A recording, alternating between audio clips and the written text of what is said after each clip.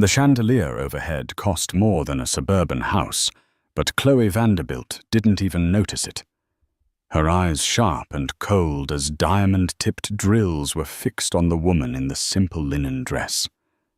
"He told me he was married," Chloe hissed, her voice a cruel purr. "But he never told me his wife was a charity case." She looked the woman up and down. "Tell me, Amelia, do you get all your clothes from the church donation bin?" The woman. Amelia just stared, her heart breaking. Her husband David stood silent, trapped.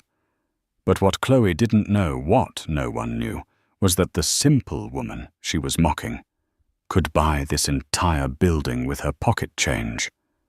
And her father was about to make a phone call that would turn Chloe's diamond-studded world to dust. Amelia Hayes loved the smell of potting soil. It was earthy, real, and uncomplicated. It was everything her life in the polished, sterile suburbs of Greenwich, Connecticut, was not. She was on her knees in the modest garden behind her 4-bedroom colonial, her hands free of rings, save for a simple thin gold band working compost into the soil. Her light brown hair was tied back in a messy bun, and a streak of dirt was smudged across her cheek. She wore a faded University of Vermont t-shirt and linen pants that had seen better days. She was, by all appearances, completely and utterly unremarkable. A sleek black Mercedes AMG pulled into the driveway, its engine a low, dissatisfied growl. David Hayes stepped out, looking every inch the man Forbes was desperate to profile. His suit was a custom Tom Ford, his watch an Audemars Piguet, and his hair was perfectly coiffed. He glanced at his wife, and a familiar tiny muscle in his jaw twitched. "Amelia!" He called out, his voice tight. He didn't walk over. He just loosened his tie, checking his phone. "We have the Jennings dinner tonight, at 8. Amelia shaded her eyes, smiling. "I know, honey. I'm just finishing up. I thought I'd wear the blue dress, the one you liked." David sighed, a sound of pure exasperation. The blue dress, the cotton one." "Amelia, this is Mark Jennings. His wife will be wearing Oscar de la Renta. Do you want me to be laughed at? Do you actively enjoy making us look like this?" He gestured vaguely at her, at the garden, at the whole scene. Amelia's smile faltered. "David, it's just dinner. I thought they wanted to meet me." "They want to meet the wife of a future partner," he snapped. "They want to see that I come from that I have a support system. Not a gardener." He didn't mean to be cruel. Or perhaps he did. Lately it was hard to tell. David Hayes was a man drowning in ambition. He was a senior VP at a cutthroat real estate development firm, Jennings Stryker, and he was this close to making partner. He had clawed his way up from a middle-class background in Ohio, and he was terrified of anyone seeing the Ohio in him. He had married Amelia 5 years ago. He'd met her when she was volunteering at a soup kitchen, an event his old company had sponsored for PR. He was charmed by her gentle spirit, her lack of artifice. He'd found her simplicity refreshing, a palate cleanser from the demanding high-maintenance women he usually dated. He'd asked about her family, and she'd said, "Oh, my father's in logistics. He lives very quietly." David had pictured a comfortable middle management life. He'd pictured simple. But now, 5 years later, her simplicity felt like a millstone around his neck. It was holding him back. "Just go to the Neiman Marcus card," he said, rubbing his temples. "Buy something. Silk. And please do something with your hair." He turned and walked in when his phone, already pressed to his ear. "Mark?" "Yeah, I just pulled in." No, she's thrilled. Absolutely thrilled. "See you at 8. Amelia remained on her knees, the damp soil suddenly feeling cold against her skin. She looked at her dirt-stained hands. She hadn't lied to David. Her father, Julian Rousseau, was in logistics, and he did live quietly. What she had omitted was that Rousseau Villars Maritime, the company her grandfather founded, was one of the largest private shipping and logistics empires on the planet. Her father, Julian, was a recluse, a phantom billionaire who hadn't been photographed in 20 years. He lived quietly on a private, self-sufficient island off the coast of Maine, and Amelia, his only child, was his sole heir. She had run from that life. She'd seen what the wealth did, the paranoia, the sycophants, the emptiness. She'd wanted just once to be loved for Amelia. Not for the Rousseau name. Not for the Forbes list. She had gotten her wish. David had loved her. The question was, did he still? She went inside, showered, and looked at the black American Express card he'd left on the marble countertop. The Centurion card. Her father had given it to her. David assumed it was one of those high-limit cards for people with good credit. He had no idea it had no limit at all. She put the card back in her simple leather wallet and went to her closet. She pulled out the blue cotton dress. It was simple, yes, but it was also a Gabriella Hearst, a designer known for quiet, sustainable luxury, a dress that cost more than David's suit. She would wear it, because she liked it. The restaurant L'Etoile d'Or was the kind of place that didn't have prices on the menu. Its walls were hushed, its lighting was designed to make everyone look beautiful, and the air hummed with the quiet, terrifying sound of old money. David was in hell. Amelia, true to her word, had worn the blue dress. She looked lovely, her hair in a simple, elegant chignon, her face almost free of makeup. But to David, she looked like a child. Mark Jennings and his wife Isabella were already at the table. Mark was a bear of a man, all false smiles and shark-like eyes. Isabella was a stick-thin woman, preserved in Chanel and cynicism. "David, good to see you." Mark boomed, shaking his hand. His eyes slid to Amelia. "And this must be the famous Amelia. David's grounding influence." "It's lovely to meet you, Mr. and Mrs. Jennings," Amelia said, her voice calm and warm. Isabella's eyes did a slow, calculating scan of Amelia from her simple pearl earrings down to her modest but very expensive The Row flats. The scan was an execution. Isabella's smile was a slash of red lipstick. "Oh, how quaint," she said. "David, you didn't tell us she was a minimalist." David forced a laugh. "Amelia has always been unconcerned with labels." "How brave," Isabella murmured, flagging down a waiter. "A bottle of the Petrus 98. Unless, Amelia, do you even drink? Or is it all rainwater and herbal tea?" "Wine is lovely, thank you," Amelia said, unfazed. She was used to women like Isabella. Her father's world was full of them. The dinner was a nightmare.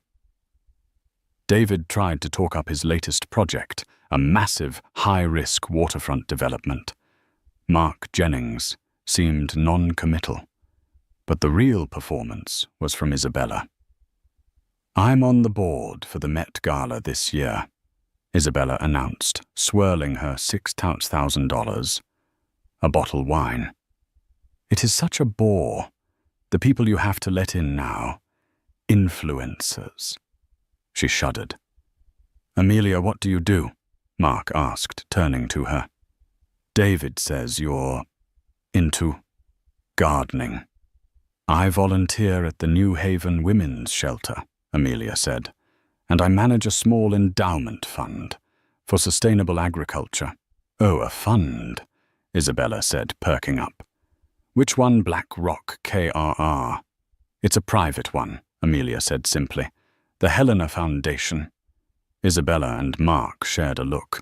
It was a look of instant dismissal. A private fund. A hobby. It was code for unemployed rich girl with a trust fund. They had pegged her as minor insignificant. David felt his face burning. He needed to fix this. He needed to show them he wasn't married to a simpleton. He needed a miracle. And the miracle arrived in the form of a hurricane. Mark Isabella. You darlings. A woman's voice, smooth as whiskey, cut through the restaurant's murmur.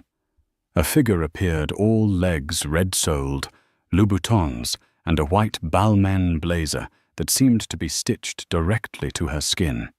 Her hair was a waterfall of salon perfect blonde. Her name was Chloe Vanderbilt. Chloe was a P&D brand strategy consultant, which meant she was a high-class fixer for the ultra-rich. She knew everyone, and everyone knew her. She was also, for the past 6 months, David Hayes's lover. David felt the blood drain from his face. Chloe. What a surprise.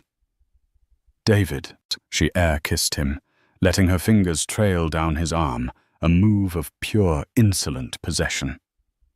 She turned to Mark and Isabella. Darlings, I was at the bar and saw you. I had to come over. Chloe, you know my wife Amelia. David managed to say, his voice strained. Chloe's eyes, the color of a glacial lake, landed on Amelia. It was not a glance. It was an appraisal, the kind a butcher gives a side of beef. She took in the cotton dress, the simple hair, the lack of statement jewelry. A slow, cruel smile spread across her face. Oh, she said, her voice dripping with a sickly sweet condescension. Oh, this is Amelia. She held out a perfectly manicured hand, her 20-carat yellow diamond, a gift from a previous client, flashing under the light. Amelia took it. Chloe's grip was tight, her nails digging in. David talks about you. Chloe purred her eyes, never leaving Amelia's. But I must have misheard. I pictured someone different. I'm sure you did, Amelia said, extracting her hand. I love your dress, Chloe said, lying with breathtaking ease. It's so honest. Where did you even find it? I've been looking for something simple for my housekeeper's daughter. The table went silent. Isabella Jennings let out a small, delighted titter. Mark Jennings watched with amusement. David. David did nothing. He just sat there, frozen in a rictus of terror and humiliation as this woman, his mistress, publicly filleted his wife. Amelia looked at Chloe. She looked at David, who was staring at his wine glass as if it held the secrets to the universe. And she looked at the Jenningses who were watching her like she was the floor show. She placed her napkin on the table. You'll have to excuse me, she said, her voice perfectly even. I seem to have lost my appetite. She stood up and walked away. Not running, not storming, just leaving. David made a motion to get up, but Chloe put her hand on his thigh under the table. Let her go, darling. She whispered, her voice a promise. The adults are talking. David sat back down, and in that moment he sealed his fate. The affair was no longer a secret. It was a strategy. Chloe Vanderbilt didn't do things by halves. She saw David as a fixer-upper project. He had good bone structure, a decent job, and a ravenous ambition that she found deeply attractive. The only thing holding him back was his mouse of a wife. Chloe was here to exterminate the pest. She began her campaign with the subtlety of a wrecking ball. David, darling, she'd say, lounging in his office after hours. You can't possibly get the waterfront deal funded with that mom-and-pop investment group. You need giants. You need Villard. Villard, David said. They're a ghost. No one can get a meeting with Rousseau. Leave it to me, Chloe purred. I know a man who knows the man who gets Julian Rousseau's coffee. It's a start. She was intoxicating. She was everything Amelia was not: loud, demanding, connected, and utterly shamelessly materialistic. David, weak and dazzled, fell into her orbit completely. He stopped going home, claiming late nights at the office. He bought a small, sleek apartment in the city, a pied-à-terre for work, he told Amelia. It was where he and Chloe lived their new life. Amelia was not a fool. She was the daughter of a man who could track a single shipping container from Shanghai to Rotterdam in real time. She knew what late nights meant. She saw the new charges on the Amex statements. David still thought they shared the account, not that she was the primary holder. $12,000. Armani Privé. Amelia knew he wasn't buying suits. $4,500. Le Bernardin, a table for two. $22,000. Cartier, a Juste un Clou bracelet. Amelia didn't wear bracelets. She was watching her marriage die in a blizzard of receipts. The true poison, however, was social. Chloe began a systematic campaign to replace Amelia. She accidentally tagged David in intimate Instagram photos from group dinners. She started showing up at his work events, positioning herself as his unofficial partner. "Oh, David is just lost without me," she'd laugh to Mark and Isabella Jennings. His wife, bless her heart, she just doesn't understand this world. She thinks zoning is something you do in a garden. David, to his shame, let it happen. He was winning. With Chloe's connections, he was making headway on the waterfront project. He'd secured a tentative third-party interest from a shell corporation he was told was linked to the Villard Group. He was on the verge of becoming the man he always wanted to be. The guilt he felt about Amelia was a small, dull ache easily ignored. Amelia, meanwhile, was living in a ghost house. The gardener came, the housekeeper cleaned, but the home was empty. She spent her days at the shelter, her evenings reading. She was giving him space, hoping he would come to his senses. The breaking point came with a simple package. Amelia was pruning her roses when a FedEx truck arrived. A driver handed her a large flat box from Saks Fifth Avenue. It was addressed to Ms. Chloe Vanderbilt, Sipo, David Hayes. They were sending packages to her home. Amelia's hands, steady and sure, did not tremble. She calmly signed for the package, took it inside, and placed it on the kitchen island. She got a pair of scissors and neatly sliced the tape. Inside, wrapped in layers of tissue paper, was a dress. A stunning silver backless Versace gown. Tucked into the tissue was a small handwritten note on Chloe Vanderbilt letterhead. "Darling D, this will be perfect for the awards dinner. Can't wait for everyone to see us. You, me, and this dress. It's time. Kisses C. The Real Estate Guild Awards dinner." It was next week. It was the biggest night of David's career. He was being honored as Rising Star. And he was taking Chloe. Amelia stood in the silent, sun-drenched kitchen, the glittering, vulgar dress spilling over the marble countertop. This was not a late night. This was not a work dinner. This was a declaration. This was a new wife. She felt a cold, calm certainty settle over her. The hurt was still there, a deep tectonic crack, but on top of it was a layer of pure glacial ice. She folded the dress, placed it back in the box, and retaped it. Then she did something she hadn't done in 5 years. She picked up her phone and dialed a number that was not saved in her contacts, a number she knew by heart. It rang once, twice, a strange, static-filled connection. A voice, old, quiet, and impossibly authoritative, answered. "Yes, Daddy." Amelia said, her voice cracking for the first time. It's Leah. I think I need to come home. Just for a little while." There was a pause. The voice on the other end softened, but only just. "The Odyssey is refueling in Halifax.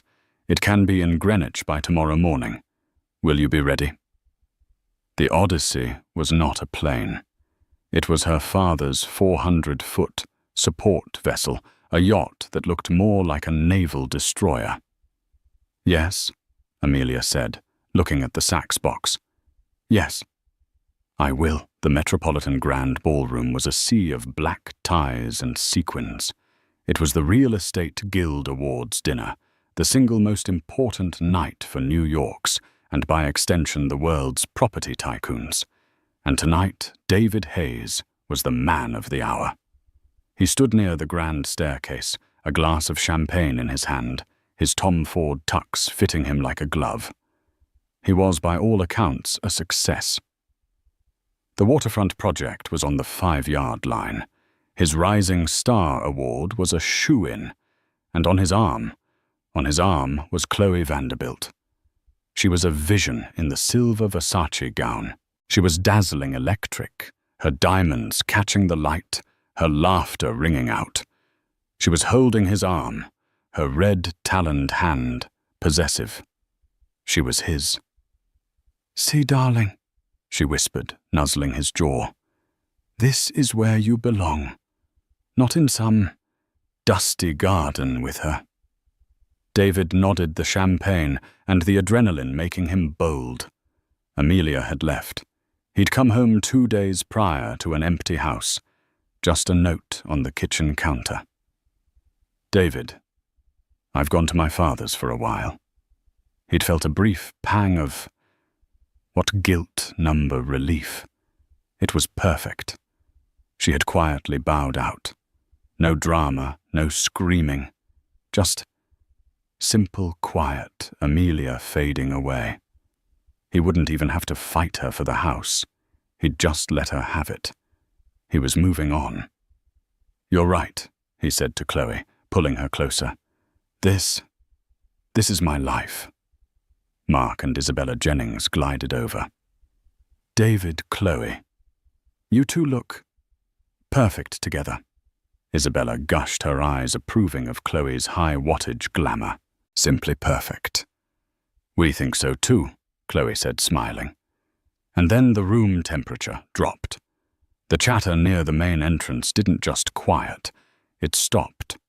A ripple of silence spread through the ballroom, a void that moved toward the center of the room. David turned. "What's going on?"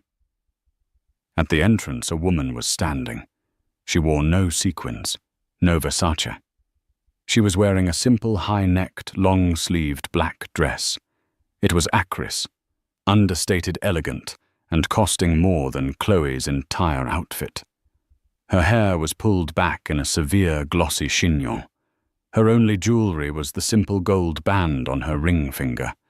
It was Amelia. But it was not the Amelia he knew. The simple garden wife was gone. This woman was regal. She looked like a CEO, a queen, a judge. David's champagne glass slipped. "Oh my God!" Chloe's head snapped around. Her face, so perfectly made up, contorted in a mask of pure, unadulterated rage. "What is she doing here?" Amelia began to walk, not toward David, not toward the bar. She walked directly toward the small, roped-off VIP section where Mark, Jennings, David, and Chloe were standing. As she approached, people didn't just step aside. They parted. She stopped a few feet away. She looked at Mark Jennings. "Mark, Isabella, a pleasure to see you again." Mark Jennings, who had built his empire on bluster, was speechless. He just nodded his eyes wide. Amelia turned to David. Her eyes were not angry. They were not sad. They were empty. "David." "Amelia, what are you doing?" he stammered. "You left. You went to your father's. I'm here for my award." Amelia said, her voice clear and carrying in the sudden silence. Your award." Chloe burst out laughing, a harsh, ugly sound. "What award, darling, best in show for a petunia?" Amelia ignored her. "I'm accepting the Philanthropist of the Year award tonight, on behalf of the Helena Foundation." David's mind went blank. The Helena Foundation. The Hobby Fund. "Wait," Isabella Jennings said, her voice suddenly small. "The Helena Foundation, as in the foundation that just anonymously donated $100 million to the Met that Helena Foundation." Amelia just looked at her.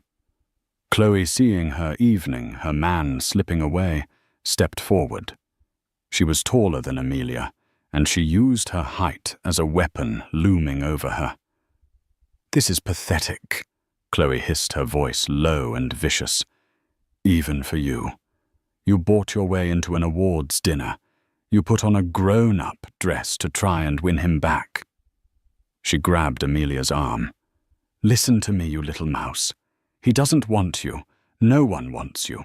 You are nothing. You're just a simple, plain, boring little woman. You have no family, no connections, no power." She was on a roll now, her voice rising, drawing everyone in. "David needs a star," she spat, jabbing a finger at Amelia's chest. "He needs a warrior. He needs me. And you. You're just the sad little wife he was smart enough to finally get rid of." She sneered, looking at the simple black dress. "I mean, look at you. Did you think this made you look powerful? You just look poor. You look like his mistake." Amelia stood there, absorbing the tirade. She didn't flinch. She didn't cry. When Chloe was finally finished breathing hard in her triumph, Amelia very calmly reached up and removed Chloe's hand from her arm. She looked at David, his face ashen, his body shaking.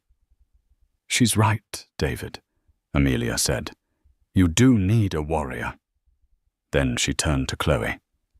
"And you've made a terrible, terrible mistake."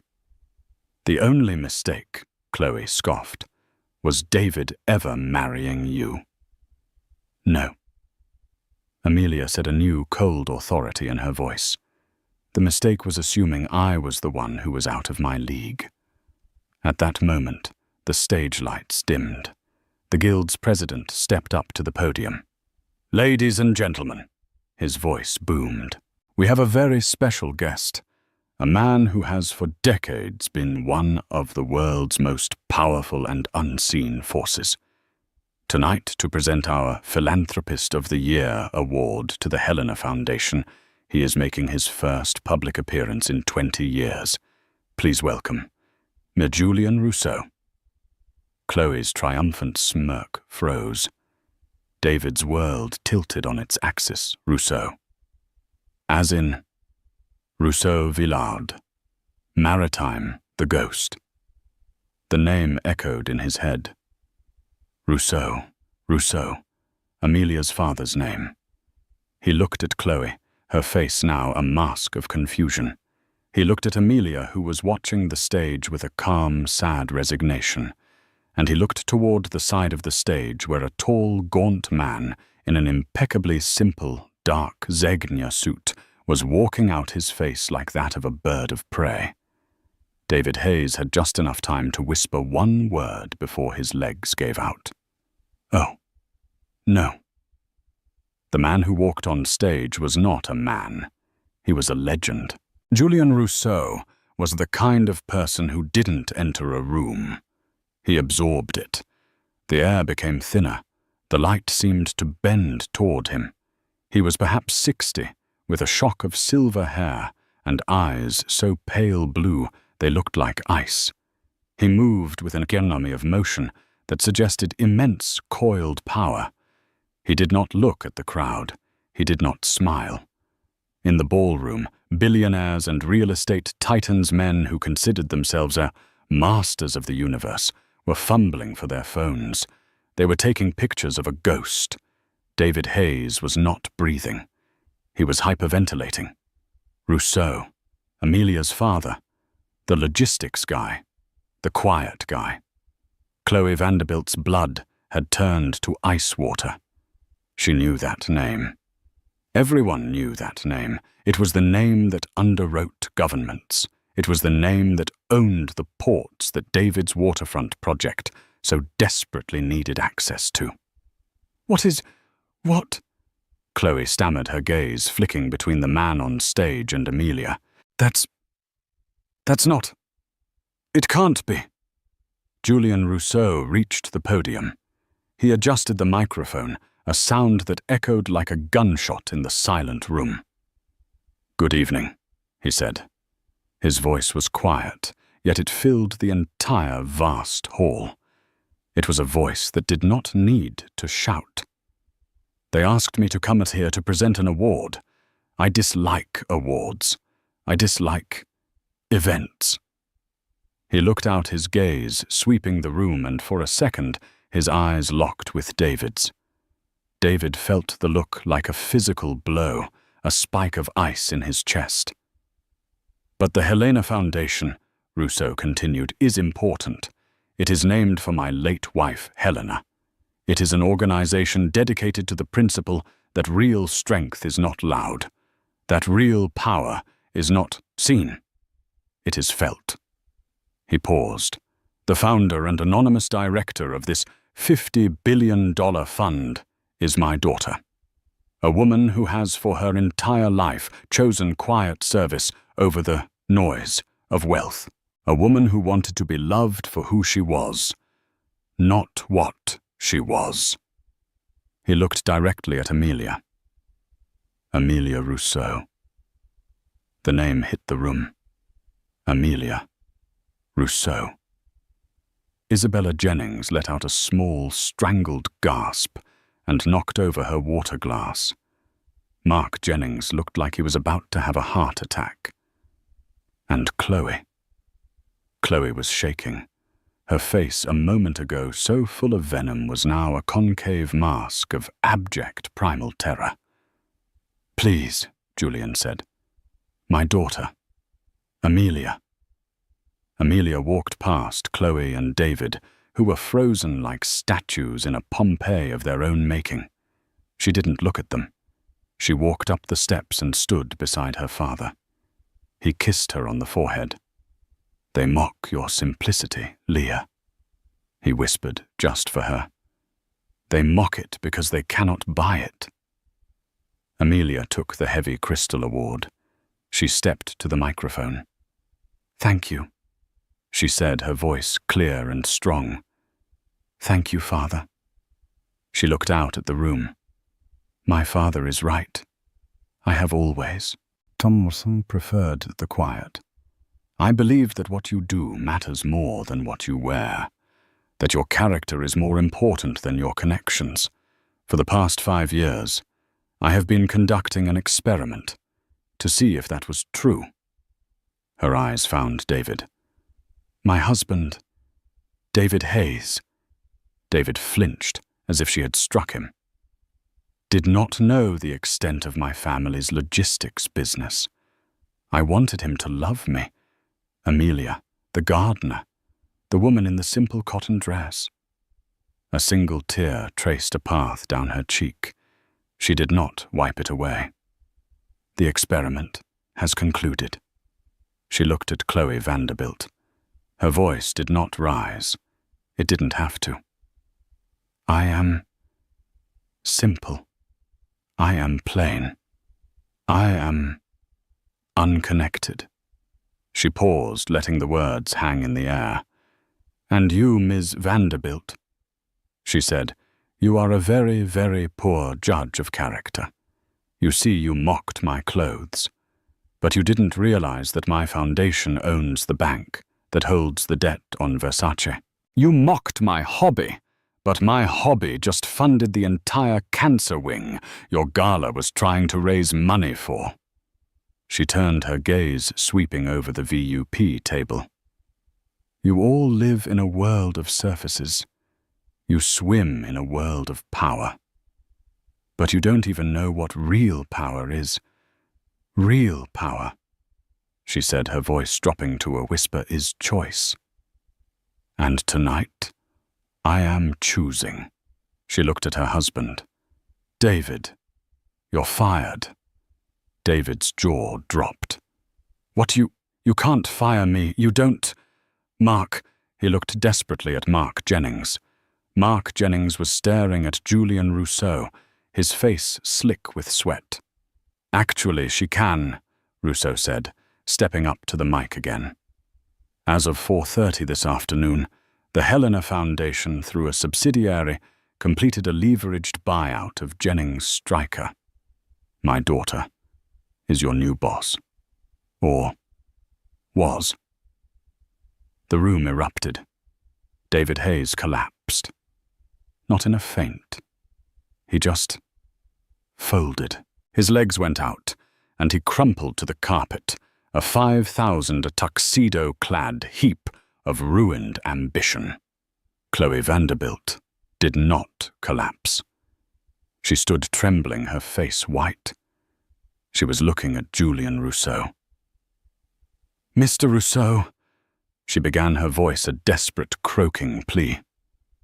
"Mr. Rousseau, I am an asset. I am.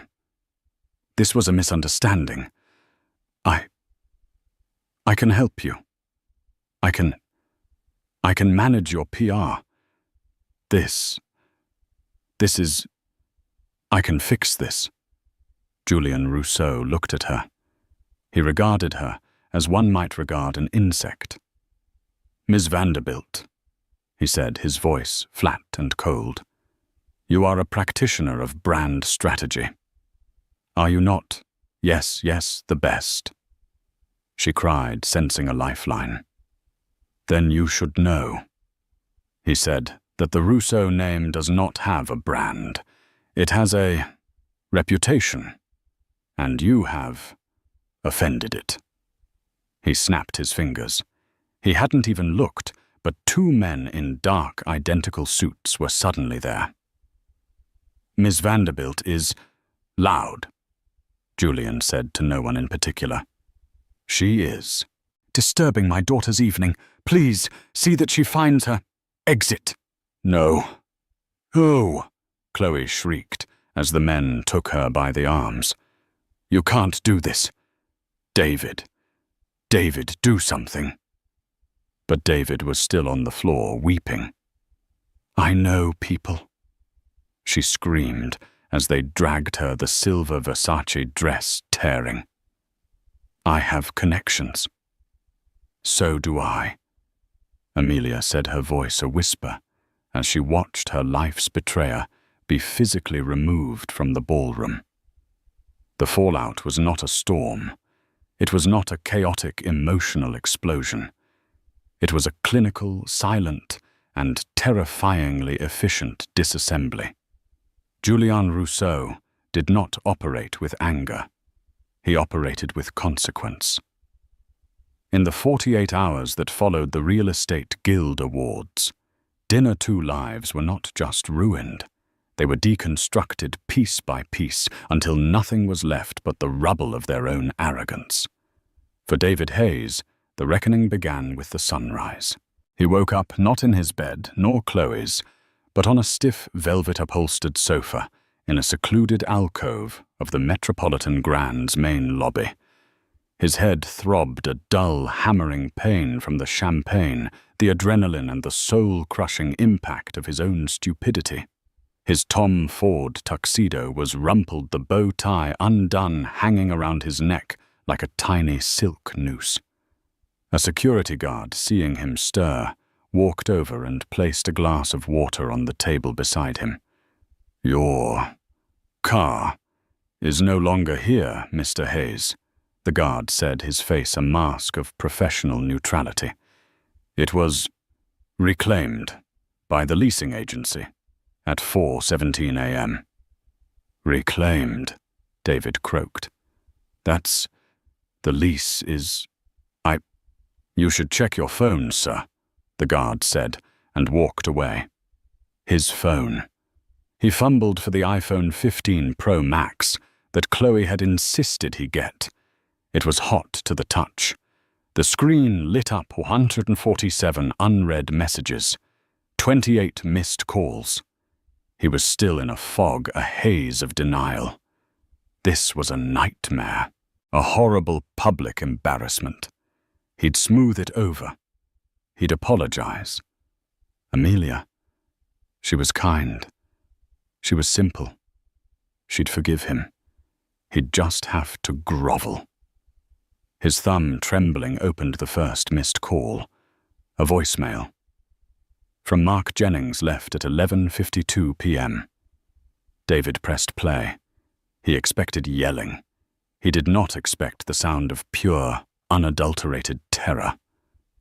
"David, you... Mark's voice was a hoarse whisper, as if he was afraid of being overheard. "You idiot. You monumental idiot. Do you know what you've done? Do you know who that is? Rousseau isn't just rich, David. He owns the ports. He owns the banks. He owns..." "Oh, God," a sound of glass smashing. "Don't come to the office, ever. We'll mail you your personal effects. Your severance is nothing. You're in breach. You humiliated a principal. If you ever contact me again, I will have you arrested for harassment. You're done. You're finished, David. You've ruined me." The call cut out. David stared at the phone. Ruined him. He scrolled. Email. The first was from Villard National Bank, Commercial Lending Division, sent at 1:04 a.m. Subject: notice of immediate covenant breach. Loan 884G.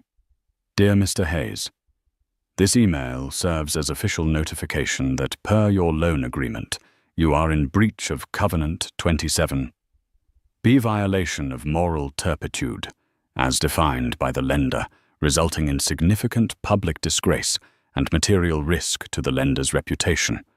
Your $2.5 million line of credit has been frozen effective immediately. Furthermore, your primary mortgage on the Greenwich property, 45 Willow Lane, has been called. Full repayment is due within 30 days, or foreclosure proceedings will commence. Villard National. Rousseau Villard. It wasn't just a bank, it was her bank. The bank he'd been using so arrogantly to fund his new life. His hands were shaking so hard, he almost dropped the phone. The second email was from a name he didn't recognize. S. Arlen-esque. Wachtel, Lipton, Rosen and Katz. Sent at 6:15 a.m. Subject: Hayes v. Rousseau. Mr. Hayes, do not under any circumstances attempt to contact our client, Ms. Amelia Rousseau. Any attempt will be viewed as harassment. Divorce papers will be served to you by end of day. Our client is being exceptionally generous. She is not contesting the prenuptial agreement you yourself drafted and insisted upon. The prenup. David's stomach contents turned to acid. He remembered that day 5 years ago in his old modest law office. He had presented it to her feeling so smart, so protective of his future earnings. The agreement was simple: in the event of a divorce, each party would leave with what they entered the marriage with. Amelia, he thought, had entered with some small trust fund, her hobby foundation. He had entered with $81,000 in student loan debt and a leased Mercedes. He had, in his towering arrogance, built a legal fortress to protect his $100 in the making million from her. From $50 billion. He was not just ruined. He was broke. He was less than broke. He stumbled out of the lobby, the morning light of physical assault. The doorman wouldn't look at him. He hailed a cab, paid in cash. He realized with a jolt of panic, checking his wallet for the last $300 he had, and gave the driver the address to the pied-à-terre. His love nest. He'd get his things. He'd figure this out. He walked into the gleaming marble lobby. Miguel, the doorman, who had pocketed David's $100 handshakes for 6 months, was at the desk. He didn't smile. He didn't even look up. "Mr. Hayes," Miguel said, his voice flat. "Miguel, I need to go up," David said, walking toward the elevator. "I can't let you do that, sir." David stopped. "What I live here." "No, sir. You stayed here. The owner has rescinded your access." "The owner, I pay the rent." "No, sir. The rent was paid in full for 1 year by the Helena Foundation. As of 7:00 a.m. this morning, your key fob has been deactivated, and you have been listed as a do not admit security risk." David stared, dumbfounded. He had been living in her apartment. He had been conducting his affair with his mistress in a property owned by his wife. The sheer cold, calculated patience of it. It was horrifying. My things. They are being packed, sir. They will be mailed to your last known permanent address. The house in Greenwich, the one the bank was about to take. He was quite literally on the street in a dirty tuxedo with $300 in his pocket. The city's morning smells, hot garbage, street cart pretzels, bus exhaust hit him like a physical blow. This was his new reality.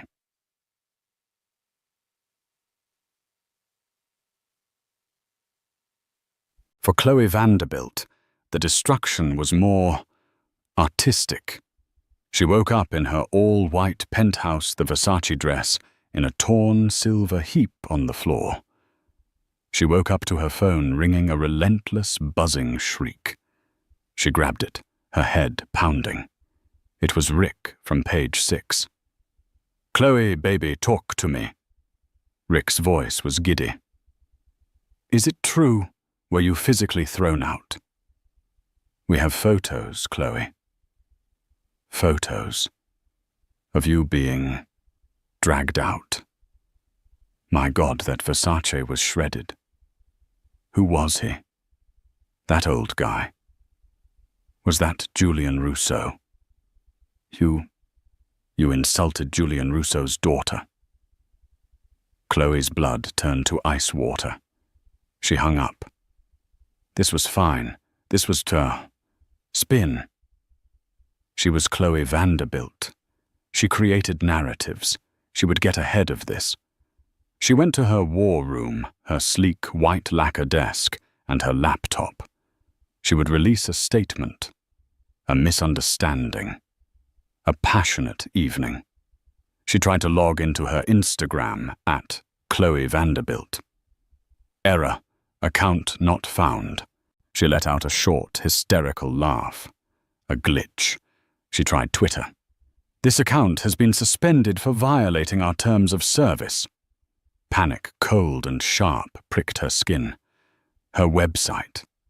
https google.com. Search chloevanderbiltpr.com. She typed it in. A blank white screen. 404. Not found. This was not a blacklist. This was an erasure. Rousseau hadn't just gotten her fired. He had reached into the digital ether and deleted her. The brand of Chloe Vanderbilt had ceased to exist. Her clients. She could fix this. She called her biggest account the Guggenheim Gala. She was put through to a stony-voiced assistant. Ms. Vanderbilt. Yes, we are. Pivoting our brand strategy. Your services are no longer required. Click. She called the Governor's Ball Committee. We've decided to go in a different direction. Please remit your final invoice. The final call. Her bank.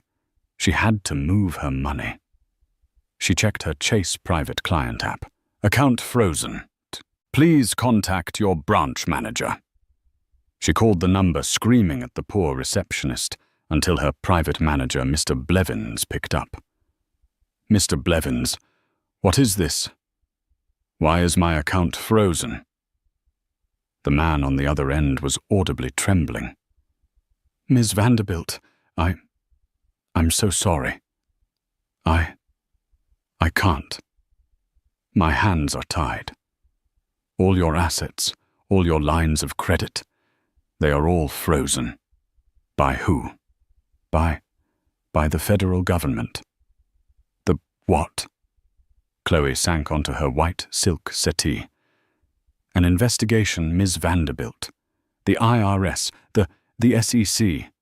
It seems a concerned citizen provided an anonymous tip to the Southern District of New York at about 3:00 a.m. A tip about what? She shrieked. Tax fraud, wire fraud, misrepresentation of assets, undeclared gifts from clients. It's all here. It's Ms. Vanderbilt. It's very detailed. It was all the shady grey area fixing she had done to build her empire. The cash gifts, the offshore consulting fees, the gifts from clients that she'd never claimed as income. Rousseau hadn't framed her. He had simply exposed her. She looked around her pristine white penthouse, the Balmain blazers in the closet, the 40 pairs of Louboutins. They weren't hers. They were all purchased with leveraged credit, with a brand that had just evaporated. She wasn't rich. She was just a woman who was good at pretending. She was, in a word, simple, and she was in every way that mattered done. 6 months passed. In the elite circles of New York, London, and Hong Kong, the Real Estate Guild Awards dinner was no longer just a date on the calendar. It was a legend, a cautionary tale whispered in yacht clubs and private trading floors. They called it the Night of the Ghost. The evening Julian Rousseau materialized, and with a few quiet words, evaporated 2 of the city's most ambitious players. The world had moved on, but for the architects of that night's humiliation, there was no moving on. There was only after. For the antagonists, the consequences were as public as their ambition had been. Chloe Vanderbilt's federal investigation was swift and brutal. Faced with irrefutable, meticulously organized evidence of tax fraud, wire fraud, and undeclared income, she was crushed. Her lawyers, who demanded a retainer she no longer had, advised her to plead guilty. She lost everything. The penthouse, the Balmains, the credit lines, all seized by the government to pay a fraction of her fines and back taxes. She was barred from working in public relations finance or any consulting capacity for life. She was last seen and photographed by the very page 6 she used to feed working at the Macy's fragrance counter in the Short Hills Mall. Her blonde hair, now showing dark roots, was pulled back in a regulation ponytail. Her hands, once adorned with yellow diamonds, were now chapped from spritzing l'étoile on paper strips. She wore a black polyester uniform and a plastic name tag that read, Chloe. The ultimate humiliation was not the job. It was the visibility. Shoppers, women who used to read about her, would stop stare and whisper, "Is that?" She had become the very thing she dreaded most, a common spectacle, a simple charity case. David Hayes's fall was quieter, but deeper. The 30-day notice on his mortgage was not a negotiation, it was a death sentence. The prenuptial agreement he had so arrogantly crafted was his financial execution. He left the marriage with his $80,000 in student debt, which had with interest grown, and the clothes on his back. The Amex Centurion card was, of course, Amelia's. His own credit tied to the defaulted loans was destroyed. No one in New York real estate would return his calls. The Hayes name was now synonymous with Rousseau's warning. He was radioactive. After 2 months of sleeping on a friend's couch, a friend who quickly tired of the association, he found a job. The irony was a cosmic, cruel joke. He was hired as a logistics manager for a regional curtain rod distributor in a windowless industrial park in Yonkers. He managed spreadsheets in a cramped, fluorescent-lit cubicle, tracking the very things he once mocked.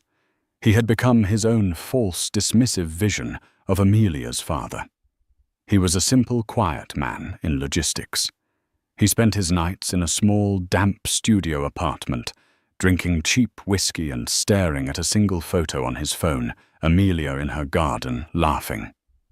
For the protagonist, the after was not an ending. It was an activation. Amelia Rousseau sat at the head of a gleaming 30-foot slab of polished obsidian. It was a conference table on the 102nd floor of One World Trade Center, the North American headquarters of Rousseau Villard Maritime. She was not the garden wife, nor was she the avenging angel in the black acris dress. She was something new. She wore a simple, cream-colored Loro Piana cashmere sweater and tailored linen trousers. Her hair was pulled back. She looked simple. But it was the simplicity of a blade. In front of her sat the new, terrified C-suite of what used to be Jennings Stryker. She hadn't just bought the company. She had gutted it, dissolved it, and reformed it as the Helena Development Group. "Good morning," she said, her voice quiet, but the acoustics in the room were so perfect that it felt like she was whispering in each of their ears. "The waterfront project is dead." A man named Thomas, a holdover from Mark Jennings' old guard, cleared his throat. "Ms. Rousseau, with respect, that project is 90% funded. The zoning is clear. It's a guaranteed $4 billion return." Amelia looked at him, her gaze not cold, but clinical. "Thomas, you are still thinking in terms of profit. I am thinking in terms of function. That project was a monument to noise. It was designed to be seen. We are now in the business of doing." She clicked a remote. The giant screen behind her lit up. It was not a rendering of glass towers. It was a map, a community. As of today, the Helena Foundation is the sole investor in the Helena Development Group. We are no longer building 80-story luxury tombs for foreign capital. We are building a community. She pointed. The entire waterfront blocks 1 through 6 will be zero income, housing fully subsidized by the foundation. The next 10 blocks will be mixed-use, affordable housing for teachers, nurses, and artists. The luxury component, she said, pointing to a single, elegant tower, will be this, and 100% of its profits will be placed in an untouchable trust to permanently fund the New Haven Women's Shelter. Thomas looked like he was going to be sick. "But, Ms. Rousseau, that's philanthropy. That's not a business model." "No, Thomas," Amelia said, standing. She walked to the floor-to-ceiling window, looking down at the tiny, intricate map of the city. "It's a systems change. My ex-husband," she said, her voice clear, "wanted to take. He wanted to be seen. My father moves things." He is the best in the world at moving a box from Shanghai to Rotterdam. He built an empire on things. She turned her eyes, sweeping over her new board. She said, am going to move systems. She had made her choice. She was still at her core a gardener. She still loved the smell of potting soil. But she had learned a crucial lesson taught to her by the vipers she had invited into her home. You can't just tend your own small patch of dirt, hoping to protect it from the blight. To truly make things grow, you have to control the water. You have to guarantee the sun. You have to be the climate. Amelia Rousseau. The simple wife was done tending her garden. She was about to terraform the entire coastline, and that everyone is what happens when you mistake quiet for weak. Chloe and David built their lives on shiny, hollow surfaces, and the second they bumped into something real, something solid, their entire world shattered. Amelia's simplicity wasn't a lack of something. It was a presence. It was the confidence of someone who has nothing to prove because they own everything. So what do you think? Was Amelia too kind for too long? Or was her final devastating move the perfect response? Let me know your thoughts in the comments below. I read all of them. This story is a reminder to never judge a book by its cover, because you have no idea if that simple cover is actually bound in the most expensive leather in the world. If you loved this drama and this twist, please, you know what to do. Hit that like button so hard it turns red. Click share to send this to someone who needs a reminder that a high-profile life isn't always a happy one. And most importantly, subscribe to this channel. And ring that bell. We post stories of karma, revenge, and justice every single week, and you don't want to miss what's coming next.